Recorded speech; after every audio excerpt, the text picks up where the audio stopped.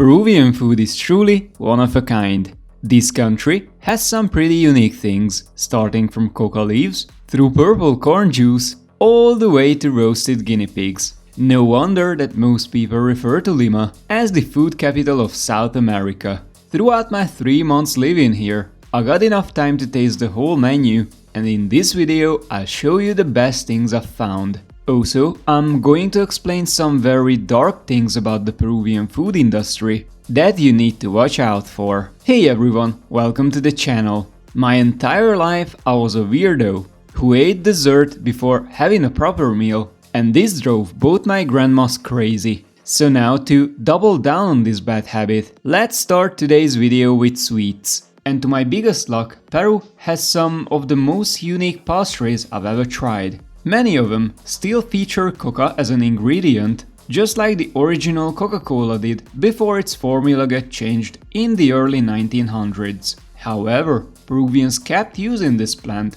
since consuming coca is considered one of the best traditional remedies against altitude sickness, which I definitely experienced as I climbed many of the tallest Peruvian mountains. One of my favorite examples with coca would be quinoa energy bars, as entire Peru runs on these snacks. So most Peruvian supermarkets literally have at least 5 granola stands per shop, if not more, which is crazy. However, the generic store-bought bars are pretty bad in my opinion, so I was super happy when I found these premium ones from Ruro Chocolate. First, I just took Peruvian energy bars as snacks during my day trips to Vinicunca or Umantai, but then I started consuming them as a pre-workout meal and they became a big part of my gym routine. However, due to their coca leaf content, these quinoa bars are highly illegal to export, so I had to eat all of them while I was living in Cusco. Another great coca leaf infused product I stumbled upon was this chocolate bar, also from Ruro. It looks super pretty and very traditional, as it's decorated with symbols from the Nazca lines. The packaging says bitter chocolate 70%, and this word under it is not cocoa, it's coca, which is the base ingredient of cocaine. But without turning it into this magical white powder, coca actually tastes like green tea. However, besides this one good example, I didn't really like Peruvian chocolate bars in general, as the local food industry is garbage in my opinion. To make their low-quality products somewhat edible, Peruvians usually dilute everything with peanuts, but even then, generic store-bought brands are quite bad. And I'll talk more about this issue later in this video.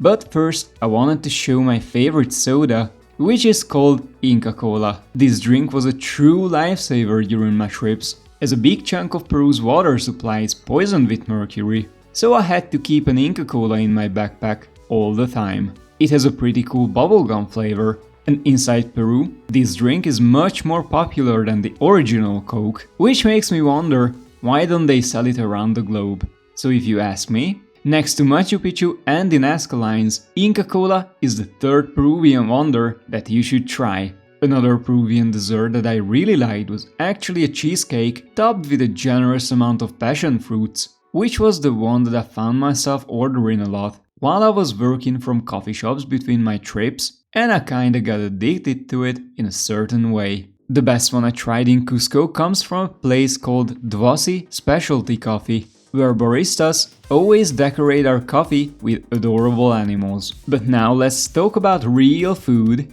because in Peruvian restaurants we are in for a treat, quite literally, since this country offers one of the most unique meals in South America. Probably the most famous one is ceviche, which is a refreshing dish of raw fish marinated in lime juice, mixed with onions, cilantro, and chili peppers, often served with corn and sweet potato. Anticucho is grilled skewers of marinated beef heart seasoned with spices and often paired with boiled potatoes and a spicy sauce. Plus the format also makes it a popular street food. Another big deal in Peru is cuy, also known as fried guinea pig, a traditional Andean dish seasoned with herbs and spices, served with whole potatoes or corn. However, if you'd pick a Triceratops or a Nachosaurus, when it comes to eating weird animals, I wouldn't blame you. But if we already talk about cute and tasty animals, I must also mention alpaca, which is very common both as a steak and also as a burger. It has quite a unique, slightly gamey flavor compared to beef, and because of the texture, I'm definitely on team burger. Then locals have this pretty cool juice called Chicha Morada, a sweet, non-alcoholic drink made from purple corn infused with cinnamon and pineapple. And I often had my Chicha Morada with Lomo Saltado, which is a savory stir-fry combining marinated beef, onions and tomatoes, seasoned with soy sauce and served with rice. So in general, we can say that the Peruvian cuisine is a fusion between traditional South American and Chinese, probably because they eat the guinea pigs. But also because chopsticks in this country are very popular. And a lot of restaurants serve Native American dishes from neighboring countries, turbocharged with a very unique Asian twist. For this reason, many people call Lima the food capital of South America. And if you like your belly, you should definitely give it a try. But you should also be very careful, since Peru has a big problem that nobody told me before. I learned about it the hard way. And that big and ugly problem is a very high risk for food poisoning, which comes from generally low standards and lack of regulations. I consider myself lucky, as from my social circle, I was the last person who got sick, but literally every expat I know ran into food poisoning. And I also met multiple people who are still on meds because they got some kind of parasites. And even though I was very careful about my restaurant picks, I was always dining at the most expensive tables, and I often cancelled reservations if a place looked suspicious, but still, I couldn't avoid getting sick. And I promised to get back to this issue when we talked about sugary chocolate bars, and I'm about to do just that. However, I must say that the issue is a lot deeper than just chocolate, as in general the Peruvian food industry is a piece of crap.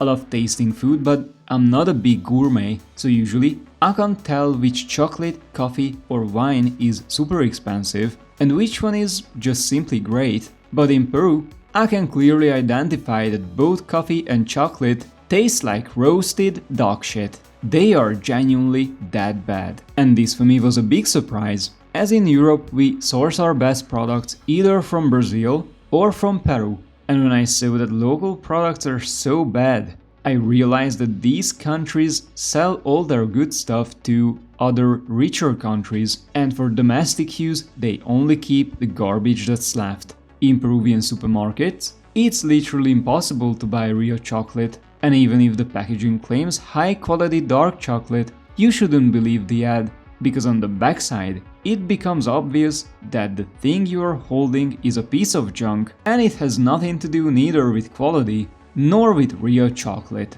And it was quite shocking for me to witness that certain European companies that overseas we would otherwise consider reliable also participate in this disgusting trend. And the core of this issue is probably bad policy and lack of regulation from the Peruvian government. Unfortunately, these bad policies affect every single area of Peruvian life. And in my previous video, I already pointed out that Lima has two faces. The first one is the gorgeous West Coast paradise, and the other face is the dangerous and neglected South American city with buildings that are literally falling apart. If you'd like to see how I visited an underground Peruvian market to buy electronics, you should click on this card and watch the full story. Thank you for sticking around all the way, and I'll see you in the next one.